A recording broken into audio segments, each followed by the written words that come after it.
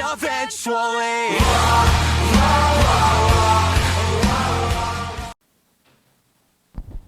오늘 하나님께서 우리에게 주신 말씀은 미가서 6장 1절부터 5절까지 말씀입니다. 말씀을 봉독하겠습니다.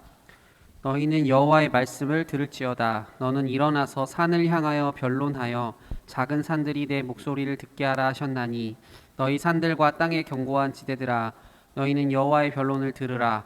여호와께서 자기 백성과 변론하시며 이스라엘과 변론하실 것이라. 이르시기를 내 백성아 내가 무엇을 내게 행하였으며 무슨 일로 너를 괴롭게 하였느냐. 너는 내게 증언하라. 내가 너를 애굽 땅에서 인도해 내어 종 노릇하는 집에서 속량하였고 모세와 아론과 미리암을 내 앞에 보냈느니라. 내 백성아 너는 모압 왕 발락이 꾀한 것과 부올의 아들 발람이 그에게 대답한 것을 기억하며 시딤에서부터 길갈까지의 일을 기억하라. 그리하면 나 여호와가 공의롭게 행한 일을 알리라 하실 것이니라. 아멘. 자리에 앉으시 바랍니다. 지난주 저희는 야곱의 남은 자라는 제목으로 미가서 5장 6절, 7절부터 15절 말씀을 함께 나누었습니다. 오늘은 하나님과의 변론이라는 제목으로 함께 말씀을 나누려고 합니다. 여러분 혹시 가족들과의 관계에서 부부나 아니면 자녀들과 말다툼을 하신 적 있습니까? 예, 즉각적으로 네라고 대답해 주셔서 감사합니다. TV에 보면 어떤 부부들은 전혀 말싸움을 안 한다 이런 이야기를 하는 사람들도 있지만 우리가 잘 아는 대로 대부분의 거의 모든 부부들은 가정에서 부부싸움 내지는 자녀들과의 갈등은 필연적입니다. 특히 아이들이 나이가 들어갈수록 자녀들과의 대립도 굉장히 심각해지는 것이 사실입니다. 부모는 자녀들에게 최선을 다해서 먹을 것과 입을 것을 공급해 주는 것으로 책임을 다했다고 생각합니다. 그래서 아빠가 아들에게 이렇게 말싸움이 벌어진 거예요. 아빠가 아들에게 말합니다. 내가 너에게 못해준 게 뭐 있어? 그렇게 말하면 아들은 아빠 내가 원하는 건 옷이나 돈이 아니에요. 아빠의 사랑과 격려, 관심입니다 라고 대답합니다. 이런 서로의 차이가 있는 거죠. 나는 너에게 최선을 다했다 라고 지금도 희생하고 있다라고 여기지만 또한 반대 입장에서는 내가 원하는 건 그런 게 아니다. 내가 원하는 건 도리어 당신과 아빠와 엄마와 아니면 아내와 남편과 당신과 함께하는 시간이다. 당신이 밖을 나돌며 열심히 돈을 벌기 위해서 노력하지만 그것 다 이해하지만 지금 우리의 가정에 더 필요한 것은 당신과 함께하는 시간이다. 관심이다. 이런 어떤 갈등들이 있는 것이 사실입니다. 사실 우리 가까운 사람들은 한 번쯤 이런 격렬한 대화, 논쟁, 언쟁을 할 필요가 있습니다. 특히 친한 관계들, 가까운 사람들끼리의 관계에서 더욱 그런 경우가 있는 것 같습니다. 가까운 사람들은 서로 너무나 더 잘 알고 있기 때문에 내가 이렇게 행동해도 다 이해해 주겠지라고 생각합니다. 그래서 거듭 서로 어긋난 행동들을 하게 될 때가 있어요. 굉장히 가까운 사이인데 서로 그 오해가 쌓이게 되는 어떤 상황들이 생기는 거죠. 그리고 그러다가 그것들이 쌓여서 어느 순간인가는 폭발하게 됩니다. 하루 날을 잡아서 그동안 쌓였던 이야기들 터뜨리면 서로가 깜짝 놀랍니다. 서로 잘 알고 있다고 생각했는데 너 그렇게 생각했어? 나는 전혀 그렇게 생각 못했어 라고 하면서 서로 이야기를 나누게 되죠. 그 과정에서 때로는 싸우기도 하고요. 또 세상 사람들은 허심탄회하게 대화를 나누기 위해서 술의 힘을 빌기도 하는 것이죠. 배우자와의 관계에서도 마찬가지다라고 생각합니다. 부부 사이에도 이런 격렬한 대화가 필요합니다. 남편과 아내는 서로에게 가장 가까운, 가장 소중한 존재입니다. 서로를 가장 잘 알고 있다라고 생각하죠. 그래서 서로 이해해주면 되는데 그러면서 이 정도면 이해해주겠지라고 생각하게 되는 거예요. 그러면서 각자 자기의 할 일, 자기가 좋아하는 것들에 빠져서 상대방을 소홀히 할 때가 많습니다. 그럴 때 이 부부싸움을 통해서 어찌 보면 서로의 생각과 속마음, 감정, 그 마음속에 있는 그 그대로를 이렇게 주고받는 것은 어찌 보면 부부싸움을 하지 않는 것보다 훨씬 더 정상적인 관계로 나아가기 위한 좋은 방법이 될 수도 있다라고 생각합니다. 물론 이 부부싸움이 너무나 이렇게 극렬해져서 어떤 물리적인 그리고 너무 돌이킬 수 없는 상처를 상대방에게 주는 것은 피해야 되겠죠. 사실 우리에게는 이런 일이 많이 일어납니다. 정작 중요한 사람은 아무 소리 없이 참아주니까 뒷전으로 밀어놓고 두 번째나 세 번째로 중요한 일들로 우리의 생활을, 우리의 삶을 채워버릴 때가 많이 있습니다. 긴급한 일들의 횡포에서 벗어나지 못하는 것이죠. 사람들과의 관계에도 마찬가지예요. 그럴 때는 하루 나를 잡아서 정말 그 사람과 허심탄회하게 그 깊은 대화를 나눌 필요가 있습니다. 오늘의 본문, 오늘 미가서 6장의 본문은 바로 하나님과 이스라엘 백성들과의 그런 허심탄회한 대화의 자리, 변론의 자리입니다. 이스라엘 백성에게 있어서 가장 중요한 분은 바로 하나님이십니다. 하나님은 그들의 존재의 근거였고 하루하루 살아가는 원동력이었습니다. 그런데 하나님께서 권리를 주장하지 않으시고 늘 이해해 주시며 그들의 부족한 부분을 감싸 주시니까 이제 이스라엘 백성들은 오히려 그분을 우습게 여겨도 되는 분, 덜 중요한 분으로 밀어내고 말았던 것입니다. 그래서 하나님께서는 오늘 본문에서 하루 나를 잡아서 논쟁을 벌이고 계시는 거죠. 내가 너에게 해주지 않은 게 뭐냐? 도대체 뭐가 섭섭했기에 너희가 나와의 언약을 버리고 지금 엉뚱한 길로 가고 있는 거냐라고 그들에게 따지고 있는 것이 오늘 본문의 이야기예요. 오늘 본문은 크게 세 부분으로 나뉘어지는데요. 1, 2절은 그 어떤 이 변론 내용의 그 증인들을 호출하시는 장면이고요. 3절은 그 하나님께서 그들에게 향해 질문하고 계시는 그런 장면입니다. 먼저 1, 2절 그 증인을 호출하시는 그 내용을 함께 좀 살펴보도록 하겠습니다. 1절과 2절 제가 읽어보겠습니다. 너희는 여호와의 말씀을 들을지어다. 너는 일어나서 산을 향하여 변론하여 작은 산들이 내 목소리를 듣게 하라 하셨나니 너희 산들과 땅의 견고한 지대들아 너희는 여호와의 변론을 들으라. 여호와께서 자기 백성과 변론하시며 이스라엘과 변론하실 것이라. 여러분 이 본문을 잘 보면 하나님께서 산과 언덕들, 땅의 높은 지대들을 향해서 그들을 의인화하셔서 그들을 부르고 계세요. 땅들을 향해서 야 너희들이 와서 이 대화에 이 변론의 증인이 되어라라고 말하는 거죠. 오늘 본문의 이야기 속에서 하나님께서는 이 변론 재판 자리에서 고소하시는 이스라엘의 죄를 고소하시는 분으로 이스라엘의 죄를 지적하시는 분으로 등장하고요. 또한 이 산과 지대들, 언덕들은 바로 그 변론을 듣는 자들이에요. 그리고 이스라엘은 그 하나님의 고소, 하나님의 변론에 대해서 이제 응답하는 그런 입장에 서 있는 그러한 그림을 본문은 보여주고 있습니다. 하나님께서 고소하시고 이스라엘은 그것에 변론하고 또한 그 산들은 그것들을 지켜보고 있는 장면이죠. 증인으로 초대받고 있는 것입니다. 그렇다면 왜 하나님께서 지금 이 본문 속에서 들을 수도 없고 말할 수도 없는 산과 언덕들을 증인으로 세우고 계십니까? 지금으로서는 우리가 이 산과 언덕들, 이 자연에 대해서 이 자연이 어떤 대상인지에 대한 어떤 과학적인 데이터들을 가지고 있지만 고대 사람들은 이 산을 어떤 신적으로 숭배했습니다. 산을 깊이 파고 들어가면 땅의 깊은 곳에 이 산을 떠받치는 기둥 뿌리가 있다라고 그들은 생각했습니다. 그런데 이 산과 언덕들을 증인으로 채택하는 것은 산을 신들의 거처로 인식하던 고대 근동 종교의 영향을 받았을 수도 있습니다. 하지만 하나님의 입장에서는 지금 이 산 또한 하나님의 창조물이었어요. 하나님이 우주를 창조하시면서 인간을 지으셨을 뿐만 아니라 동식물, 생물을 지으셨을 뿐만 아니라 이 땅, 이 산과 바다와 언덕과 이 모든 것을 지으신 분이시죠. 그 창조주 하나님께서 이 피조물을 호출하고 계시는 거예요. 그런데 이 피조물인 산과 언덕은 바로 그 자리에서 변함없이 그것을 지켜보고 있던 존재들로 대표되는 거죠. 이스라엘의 처음의 시작을 보았고요. 이스라엘 아브라함과 이삭과 야곱과 요셉을 통해서 하나님의 한 민족을 이루시는 것도 그 산은 지켜보았습니다. 그리고 그들이 왕을 세우고 그들이 배도하고 그 하나님을 멀리 언약을 지키지 않는 그 모습 또한 산들은 다 지켜봤겠죠. 그리고 하나님께서 그들을 호출하신 거예요. 야, 너네 봐. 너희들 그 자리에서 지켜본 것들을 통해서 이들이 나를 향해 지은이 행하게 대해서 너희들 들어봐라고 그들을 부르고 있는 것이죠. 이스라엘 백성들이 가나안 땅에 들어갈 때 하나님께서는 그리심산과 에발산을 증인으로 삼아 언약을 세우셨습니다. 그리심산은 그 이스라엘 백성들이 하나님의 말씀에 순종하면 축복을 받는다는 것으로, 에발사는 그 하나님의 언약을 어기면 저주를 받는다는 것의 어떤 표징, 상징이었어요. 언약의 증인이었죠.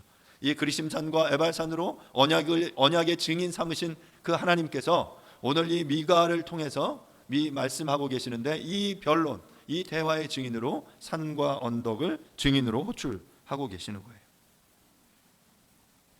이처럼 하나님께서는 이스라엘의 모든 역사를 알고 있는 이 증인들로 하여금 하나님의 변론의 자리에 참여하게 하신 것입니다. 그 질문의 내용은 바로 3절입니다. 3절 제가 읽겠습니다. 이르시기를 내 백성아 내가 무엇을 내게 행하였으며 무슨 일로 너를 괴롭게 하였느냐 너는 내게 증언하라. 하나님께서는 지금 이스라엘 백성들에게 도대체 너희들 뭐가 불만이기에 나와의 그 하나님과의 나와의 관계 언약에서 너희들이 떠났는지 너희들 한번 말해봐라 라고 말씀하시는 거예요. 본문은 두 가지 질문을 던지고 있는데요. 첫 번째는 내가 무엇을 너에게 행했느냐 이고요. 두 번째는 내가 무슨 일로 너를 괴롭게 했느냐. 그러니까 하나님 물으시는 거예요. 야, 내가 너한테 뭐 했어? 그리고 내가 한 그 행동 중에 뭐가 너를 그렇게 괴롭게 한 거야? 그래서 뭐 때문에 네가 나를 떠난 거야? 라고 지금 추궁하듯이, 아니 굉장히 서운한 마음을 가지고 지금 묻고 계시는 거예요. 앞서 처음 시작하면서 부모와 자식과의 관계의 대화를 이야기했죠. 부모가 지금 너무 속상한 거예요. 최선을 다해서 자녀를 위해 모든 것들을 주었는데 자녀는 부모를 오해하고 있어요. 그래서 날 잡아서 지금 자녀를 불러다가 야, 내가 너에게 뭘 해줬냐, 그리고 그 중에 무엇이 너를 괴롭게 했냐 한번 이야기해봐라 라고 말하고 있는 것과 같습니다. 이 질문을 잘 보면 이스라엘이 지금 하나님께 뭔가 오해를 하고 있음을 알 수 있습니다. 이스라엘은 지금 하나님께서 자신들을 괴롭게 하고 있다라고 생각하고 있는 거예요. 하나님께서는 지금 이스라엘을 향해서 너희들이 평소에 섭섭하게 생각하던 것들을 다 털어놔봐 라고 말씀하고 계시는 것 같아요. 그리고 나서 이후에 그들의 생각이 왜 잘못되었는지를 설명하시는 거죠. 사랑하는 여러분, 이 부모가 자식을 불러서, 아니면 남편과 아내가 서로 그 얼굴을 맞대고 이렇게 격렬한 논쟁, 때로는 그게 싸움처럼 비춰질 수도 있고 어떤 격렬한 모습으로 비춰질 수도 있지만, 그런 대화를 가지고자 하는 이유가 무엇입니까? 그런 격렬한 토론을 통해서 끝장내자고 이야기하는 게 아니에요. 결국 그 대화와 그 때로는 그 언쟁을 통해서, 격렬한 토론을 통해서 그 관계를 새롭게 하시기 위한 거죠. 지금 하나님께서 미가를 통해 그렇게 말씀하고 계신 거예요. 야, 너 뭐가 불만이야? 내가 너에게 행한 게 뭐야? 넌 대체 뭘 알고 있냐? 내가 너를 위해 행한 것들 뭐 알고 있어? 그럼 그 중에 너를 괴롭게 한 거 뭐야? 한번 이야기해봐 라고 말씀하고 계신 거예요. 사랑하는 여러분, 이 3절의 본문을 읽으시면서 여러분 하나님의 마음을 읽으실 수 있겠습니까? 하나님이 어떤 마음으로 지금 이 질문을 이스라엘 향해 던지고 계시는지 여러분 느껴지십니까? 저는 이 본문을 읽으면 하나님의 어찌 보면 약간 억울함, 굉장히 서운함, 속상함이 보여요. 그들을 사랑해서 정말 그들에게 그 나의 백성으로, 하나님 내 백성으로 너희를 불렀는데, 그래서 너와의 관계 속에서 더 친밀한 관계로 이 모든 민족 중에 그 뛰어난 민족으로 삼으시기를 작정하셨는데, 이스라엘은 지금 그 가장 중요한 관계인 하나님과의 관계는 제쳐놓고 지금 다른 것에 그 신경을 빼앗기고 있는 거예요. 마음을 빼앗기고 있어요. 그러면서 하나님께서 내가 너의 주인이다, 내가 너와 함께하기 원한다 라고 요구하시는 그 요구가, 그래서 그 과정 속에 펼쳐지는 어떤 일들이 그들에게는 그 괴로운 일들로 그들은 느껴지고 있는 거죠. 그걸 보면서 하나님께서 굉장히 그 불편하고 어찌 보면 속상한 마음으로 지금 질문하고 계시는 거예요. 이스라엘 향해서 내 백성아 라고 부르시면서, 사랑하는 내 백성아, 내가 너희를 향해 무엇을 행했고 어떤 괴로운 일을 행했는지 한번 대답해봐 라고 말씀하시는 거죠. 이 이면에는 내가 너희에게 부당한 요구를 한 적이 없어, 내가 너희를 괴롭게 하기 위해서 그런 일을 한 게 아니야 라고 말씀하고 계시는 거죠. 도리어 이스라엘이 그 하나님께 부당한 행동을 했습니다. 이것은 바로 하나님과 이스라엘과의 그 언약의 문제인데요, 하나님께서는 언약을 통해 분명하게 말씀하셨어요. 언약을 주신 이유는 이 언약의 관계 속에서 하나님께서 이스라엘을 복 주시기 위한 것입니다. 그런데 이 복은 그냥 무조건적인 일방적인 복이 아니었죠. 이 언약을 지키면 복을 받고 그 언약을 지키지 않으면 어떻게 돼요? 하나님 앞에 심판을 받는 거예요. 이것이 이 언약의 그 아주 독특한 성격이고 중요한 내용이죠. 그래서 언약을 통해 이스라엘을 내 백성이라고 부르셨는데, 그래서 너희들이 그 본분을 지키면 내가 너에게 은혜를 베풀고 복을 주겠다, 내가 너희를 보호하겠다라고 분명하게 말씀해 주셨는데, 도리어 이스라엘은 자신들의 이스라엘의 본분, 하나님의 백성, 내 백성으로서의 본분을 지키지 않았던 것이죠. 그리고 그들은 벌을 받은 거예요. 그런데 벌을 받으면서 하나님이 나를 괴롭게 하고 있어, 하나님 나한테 너무하는 거 아니야? 어떻게 나한테 이럴 수 있어? 라는 생각을 하는 거죠. 여러분, 부부관계에도, 부모와 자식 간의 관계에도 이런 생각할 수 있잖아요. 자식이 부모의 그 원래 의도를 제대로 이해하지 못하고 아빠는 나를 사랑하지 않나 봐, 엄마는 나를 좋아하지 않아 라고 생각할 수 있겠죠. 지금 이스라엘이 어찌 보면 그런 상황 속에 있는 겁니다. 하나님과의 관계 속에서 우리의 삶도 마찬가지입니다. 하나님 나라의 백성으로서 우리에게 요구되어지는 것이 우리를 괴롭게 하는 부담으로 율법적인 요구로 여겨지게 될 때 우리의 신앙생활은 버거워집니다. 주일에 예배를 드리고 성경을 읽고 기도와 묵상을 하고 성경 공부를 하고 제자 훈련을 받는 것, 이런 여러 가지 것들이 하나님 나라의 백성으로서의 본분이에요. 왜 예배를 드리고 왜 성경을 읽고 왜 말씀을 묵상하고 훈련을 받으라고 합니까? 그 하나님의 뜻, 하나님의 말씀이 무엇인지를 분명히 알아야만 그 언약의 관계 속에서 그 언약의 내용, 그리고 언약을 어떻게 지켜야 하는지, 언약을 지키는 것에 대한 어떤 대가와 보상이 무엇인지, 그리고 어떠한 자세들로 우리가 하나님의 그 명령에 순종해야 될지를 제대로 배워야만 우리가 제대로 된 삶을 살 수 있는 거죠. 그런데 그렇게 제대로 된 삶을 살기 위해서 이런 것들을 우리가 함께 배우고 우리가 함께 지켜야 돼, 이런 그 노력들을 해야 돼 라고 요구하면 우리가 그것들이 버거워집니다. 그것에 대한 어떤 시간, 그런 헌신, 나의 희생이 요구되어지기 때문이죠. 그런데 온전한 백성으로서의 삶이 살아내지지 않을 때 이러한 요구는 어느덧 우리에게 무리한 희생으로 부담스러운 짐으로 여겨지게 되고 하나님께서 우리를 괴롭게 하시는 일로 여겨지게 되는 것이죠. 하지만 우리가 분명히 기억해야 할 것은 3절에서 하나님께서 질문하시는 것처럼 하나님께서 우리를 괴롭게 하기 위해서 그런 언약적인 삶을 요구한 것이 아니다라는 것입니다. 하나님께서 이제 이렇게 말씀하세요. 4절과 5절 말씀인데요, 제가 다시금 읽어보겠습니다. 4절과 5절입니다. 내가 너를 애굽 땅에서 인도하여 내어 종노릇 하는 집에서 속량하였고 모세와 아론과 미리암을 내 앞에 보냈느니라. 내 백성아, 너는 모압 왕 발락이 꾀한 것과 부올의 아들 발람이 그에게 대답한 것을 기억하며 시딤에서부터 길갈까지의 일을 기억하라. 그리하면 나 여호와가 공의롭게 행한 일을 알리라 하실 것이니라. 지금 앞서 3절에서 하나님이 이스라엘 향해 말씀하셨죠. 야, 내가 너에게 뭘 했니? 내가 잘못한 게 뭐야? 생각해봐, 대답해봐 라고 얘기했어요. 분명히 이스라엘이 뭔가를 대답했겠죠. 그리고 뭔가 머릿속에 막 생각했을 거예요. 하나님이 나에 뭘 잘못했지? 그리고 나서 이제 4절과 5절에 하나님께서 말씀하시는 거예요. 야, 내가 너희들이 행한 건 이거야. 내가 너희들에게 보여준 삶의 방식은 이런 거야 라고 모델로서, 많은 것들 중에 그 모델로서 제시해주고 있는 내용은 바로 4절과 5절의 사건들이에요. 4절에서 무엇을 이야기합니까? 출애굽의 사건을 이야기해요. 이스라엘을 탈출시킨 사건. 5절에서는 이제 광야에서의 삶의 사건을 이야기하는 거예요.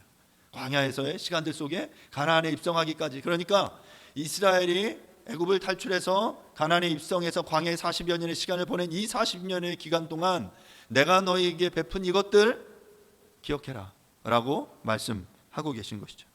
40년을 기억해라. 여러분 생각해 보세요. 이스라엘 백성에게 있어서 40년은 말 그대로 그들에게 괴로운 시간들이었을 수 있습니다. 광야에서의 40년, 애굽을 탈출해서의 시간들, 대적들이 쫓아오고 이 수십만, 수백만의 그 인파들이 피난 행렬을 가는 이 과정, 광야에서 아무것도 먹을 것도 없고 마실 물도 없는 이 속에서 때로 애굽에서 먹였던 그 풍요로움이 떠올라서 불평불만하는 이들의 모습들 속에서 그리고 광야에서 죽어가는 자신의 형제 자매들을 지켜보면서 그들은 괴로웠을 거예요. 그런데 바로 그 광야를 기억해라. 그리고 그 광야 가운데 내가 너에게 행한 일들을 기억해라 라고 하나님께서 말씀하고 계시는 것이죠. 애굽 땅 종되었던 그곳에서 구속해내신 분이 바로 여호와 하나님이십니다. 그리고 하나님께서는 4절 말씀에서 이것을 기억해라 라고 말씀하시는데 모세와 아론과 미리암을 통해서 속량해내신 그 사건을 말씀하시는 거예요. 그들을 기억해라 라고 말합니다. 내가 그들을 너의 앞에 보냈다. 왜 그러면 모세와 아론과 미리암을 이야기했을까? 이스라엘은 아브라함으로부터 창세기 12장에서 하나님께서 아브라함을 부르심으로 그 아브라함과 이삭과 야곱과 요셉으로 이어지는 그 큰 민족을 이루죠. 그 당시까지만 해도 요셉까지만 큰 민족이라고 할 수는 없어요. 한 70여 명의 그 가족, 대가족을 이루는데 그 요셉이 이제 애굽의 총리가 되고 기근을 피해서 이스라엘 백성들이 애굽에 들어갑니다. 애굽에서의 430년의 기간 동안 이스라엘은 수백만으로 이렇게 성장합니다. 그리고 그곳에서 때가 되어서 이제 애굽을 나오게 되는 거죠. 여러 가지 이유가 있어요. 하나님이 내보내신 걸 수도 있고 애굽의 그 바로가 점점 이스라엘이라는 이 특별한 이 집단들이 점점 이렇게 강성해지는 것에 어떤 위기 의식을 느껴서 그 남자아이들 다 죽여버리려고 했죠. 자, 그런데 모세가 기적적으로 살아나고 또 하나님의 이끄심 속에서 하나님의 놀라운 이적을 통해 10가지 이적을 베푸셔서 애굽의 그 장자가 죽는 그 사건을 목도하면서 어쩔 수 없이 이스라엘 백성을 내보내게 되는 것이 바로 출애굽의 사건이에요. 모세는 바로 그 출애굽을 이끈 위대한 지도자로 소개되는 인물입니다. 그리고 그는 이스라엘을 그렇게 이끌었고 하나님의 말씀을 대언했고 율법 시내산에서 하나님의 그 율법을 수여받은 인물로 아주 위대한 인물입니다. 아론은 입이 둔한 모세를 돕기 위해 조력자로서 어드바이스하는 역할로 또는 그 이외 제사장으로서 백성들을 중재하고 축복을 구한 인물이 바로 아론이죠. 미리암은 누구입니까? 모세의 누이로 여선지자로 때로 모세를 대적해서 문둥병을 받기도 했지만 이 미리암은 여선지자로 하나님의 구원을 노래한 최초의 여성이에요. 성경 안에 등장하는 최초의 하나님을 찬양하는 노래를 지은 이가 바로 이 여선지자 미리암이었어요.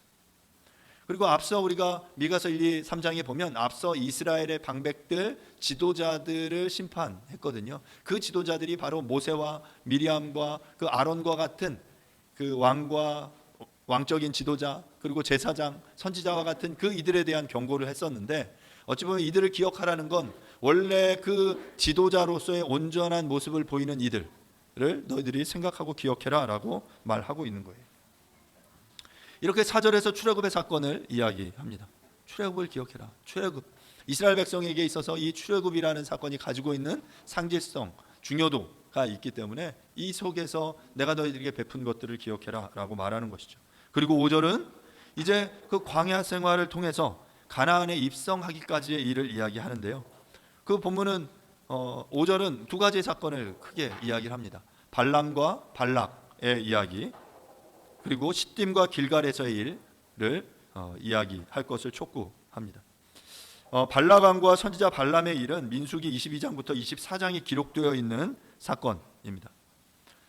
이스라엘이 출애굽해서 가나안을 향해 가는 그 여정 중에 이스라엘은 평화를 유지하기 원했지만 그 민족들이 이스라엘이 지나갈 그 길을 터주지 않아서 그들이 그 민족들과 반목했어요. 그리고 하나님께서 그들과 싸우도록 하셨죠. 그들을 때로는 진멸할 것을 허락하시기도 했고 그래서 여러분 생각해 보시면 이스라엘도 굉장히 두려웠겠지만 그 당시 광야에서 살던 그 민족들은 굉장히 두려웠을 거예요. 이스라엘 때문에. 저기서 뭔가 그 수백만의 그 인파들이 막 몰려오는데 가는 곳마다 그냥 초토화된다라는 이야기를 들었겠죠. 그래서 이스라엘을 제거하기 위해 노력하기도 했고 일부는 그들에게 나와 화평을 도모하기도 했습니다. 자, 그 발람과 발락의 이야기는 모압 왕 발락이 이스라엘에게 위협을 느끼고 그러니까 저들을 지금 어떻게 해야 되겠어? 근데 지금 어떻게 하면 좋을까 고민하다가 저들을 저주해야 되겠다라고 생각한 거예요. 그래서 그러면 저들에게 저주를 하려고 하는데 용한 그 점장이 내지는 선지자를 찾은 거예요. 그래서 찾은 선지자가 누구냐면 발람이라는 선지자입니다. 이름이 비슷해서 좀 헷갈리죠. 발락왕과 발람왕인 선지자인데요. 이 발람이라는 선지자를 찾았어요. 근데 이 발람 선지자는 하나님의 선지자였습니다. 그래서 하나님께 물어요. 지금 발락이 그 사람들을 보내서 굉장히 많은 그 보화를 가지고 지금 발람 선지자에게 찾아온 거예요. 이 돈을 주면서 자, 저 이스라엘을 저주해 주십시오. 그랬더니 이 돈을 보고 이 선지자가 눈이 확 돌아갔어요.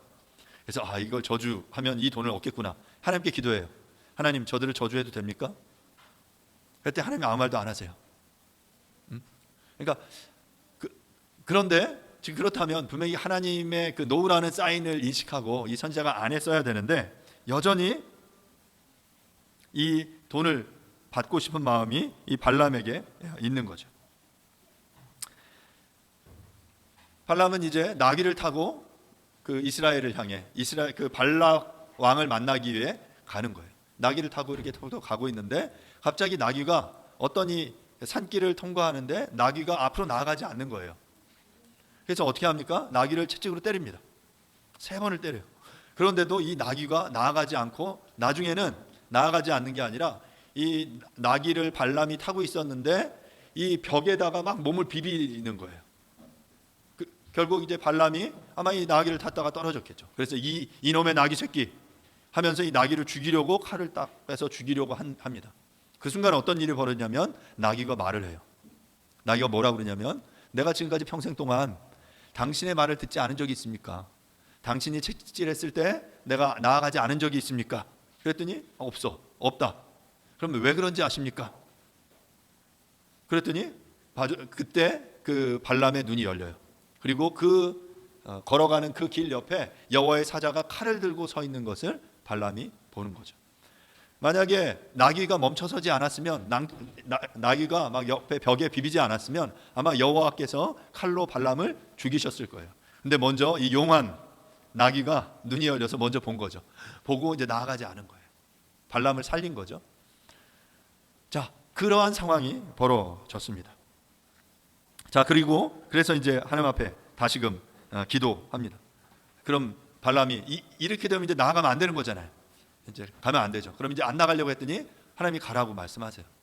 그리고 도리어 네가 저주할 것이 아니라 이스라엘을 축복해라라고 하나님께서 발람에게 말씀하십니다. 그리고 발람 선지자는 나아가서 원래는 저주하러 나갔다가 이스라엘을 축복하게 됩니다. 그러니까 이 발람과 발락의 선지자의 이 이야기, 발락 왕과 발람 선지자의 이 이야기는 하나님께서는 그 당신의 능력으로 그 대적들의 악의까지도 이스라엘의 선이 되게 하시는 분이심을 그들에게 상징적으로 보여주는 그런 사건입니다. 이어서 그 5절의 하반절에 시딤과 길갈의 일을 기억해라라고 말하죠. 여러분, 시딤은 어떤 곳이냐면 여호수아 3장 1절에 등장하는 곳인데요. 요단강 동편에 위치한 곳으로 이스라엘이 가나안 입성을 앞두고 40년간의 광야 생활을 마무리한 곳입니다. 이제 요단강을 건너면 가나안에 입성을 하는 거예요. 이제 마지막 그 시딤, 그 고을을 기억해라. 그리고 길갈은 어떤 곳이냐면 이제 이스라엘이 요단강을 건넌 후에 처음으로 머문 곳이 바로 길갈이라는 곳이에요. 이 길갈에서 이스라엘은 요단강을 건너면서 그 요단강 강 바닥에서 들고 나온 12개의 돌을 취해서 이 길갈에 단을 쌓습니다. 그러니까 홍해를 건널 때와 같이 요단강을 건너면서 여호수아를 통해서 그렇게 명령해요. 여호수아가 그 각 족속의 그 청년들 중에 저 강가에 강 바닥에 있는 돌들을 하나씩 주워와라. 그리고 그 돌들을 쌓아라. 어디에? 길갈에. 그리고 이후에 자녀들이 그 돌이 무엇이냐라고 물으면 바로 여호와께서 이와 같은 일을 행하셨다라고 가르쳐라 라고 말한 곳이 바로 길갈이에요. 이스라엘이 이 요단 그 강을 가르고 마른 땅을 밟고 요단을 건넜음을, 바로 그 구원의 놀라운 능력을 여호와께서 행하셨음을 보여주는 그 상징, 징표로 이 돌들을 삼아라라고 말씀하고 계신 거죠. 하나님께서 이 두 도시 시딤과 길갈을 말씀하시는 것은 하나님께서 홍해를 가르심으로 이스라엘을 출애굽 구원하셨을 뿐만 아니라 이제 요단을 가르심으로 이스라엘을 약속의 땅으로 들어오게 하셨음을 말씀하고 계시는 것입니다.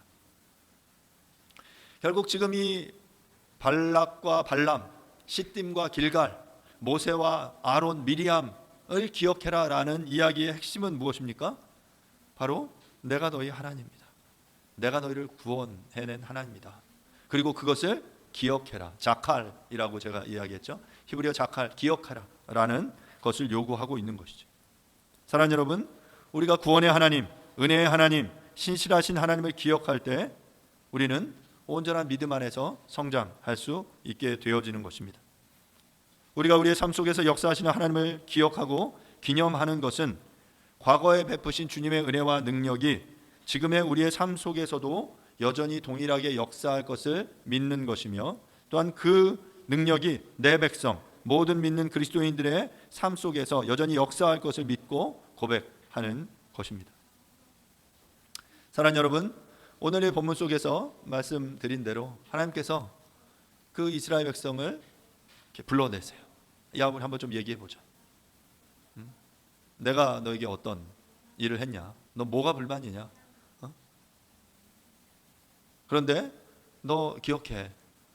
내가 너에게 어떤 일들을 했는지, 해오고 있는지, 또 지금도 뭘 하고 있는지, 또한 내가 너에게 무엇을 약속하고 있는지 너 기억해 라고 말씀하고 계십니다. 말씀을 마무리하겠습니다.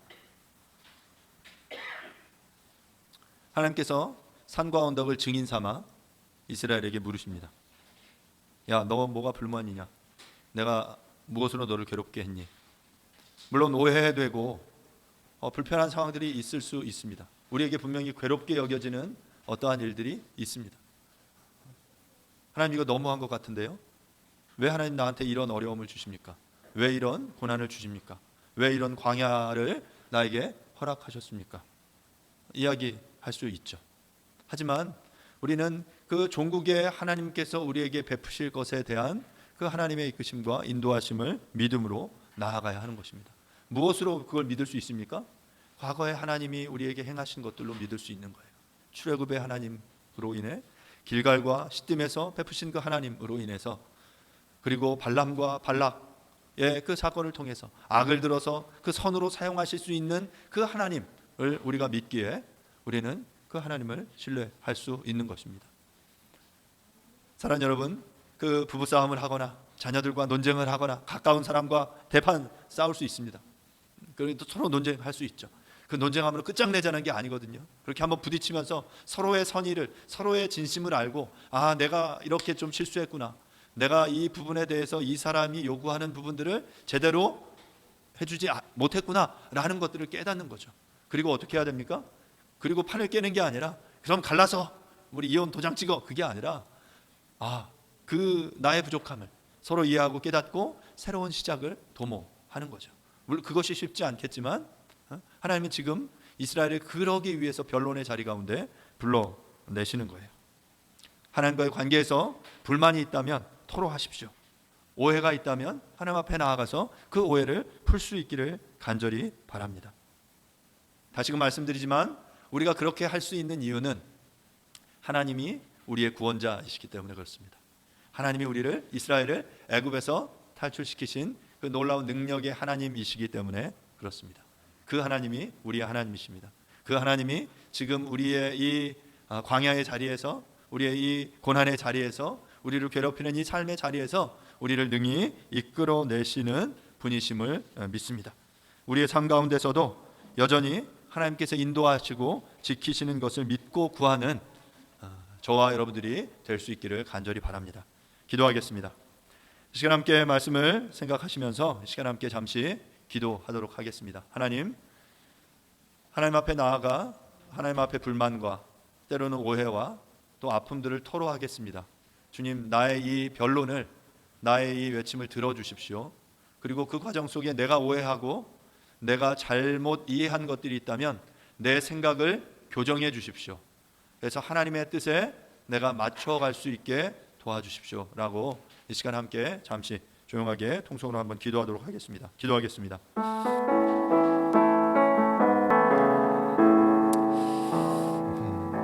하나님, 우리를 이 논쟁의 자리 가운데, 변론의 자리 가운데 불러주셔서 감사합니다. 산과 언덕들을 증인으로 초청하시고 또 우리를 향해 나에게 가지고 있는 불만이 무엇이냐라고 물어봐 주셔서 감사합니다. 하나님, 우리 마음속에 품어왔던 불만과 오해를 주님 앞에 토로합니다.